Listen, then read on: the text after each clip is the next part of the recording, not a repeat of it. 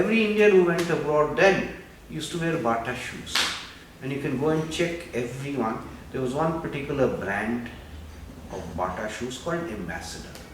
So every Indian male who went abroad, I don't know about females, would wear Ambassador shoes from Bata because there was nothing else that was available. So it's what has really changed, because that has been liberalized quite a bit, is consumer goods. And just particularly fast moving consumer goods, but also consumer durables.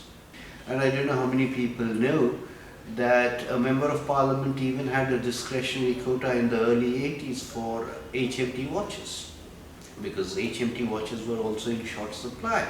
If I mention it to my sons, they look at it's crazy.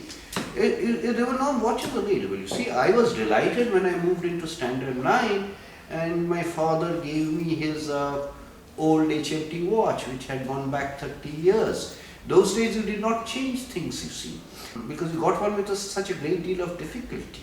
Cars are an example of that, and I'm not very sure how many people know that until not very long ago, there was a ceiling of 25,000 on the price of an automobile. You bought the second-hand stuff because there's a shortage of first-hand stuff, and whether it was a television or whether it was a fridge, you essentially bought it for life.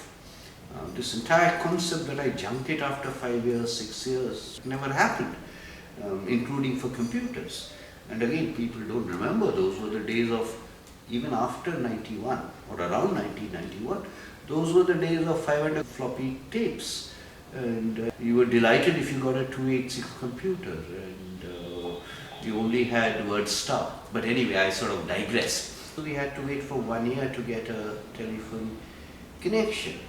And then the linesman turns up, and in those days he used to have a telephone directory for Delhi which was in 2 volumes. I think if I remember right, A to M and N to Z. So he turns up, installs the telephone, and I said, what about the directory? So he produces 1 volume of the directory. No, actually he just hang around. So then I fished into my wallet, took out a 10 rupee note and gave it to him, and he gave me 1 volume of the directory. I mean, he went down, came back with 1 volume of the directory. So I said, what about the second volume? He said, sir, 10 rupees mein to ek hi volume milta hai. So we do not realize that in those days, because of the shortage, there was bribery. I'm not saying that all bribery was accounted for by shortages, but certainly shortages led to bribery. I remember this was 92, 93, thereabouts.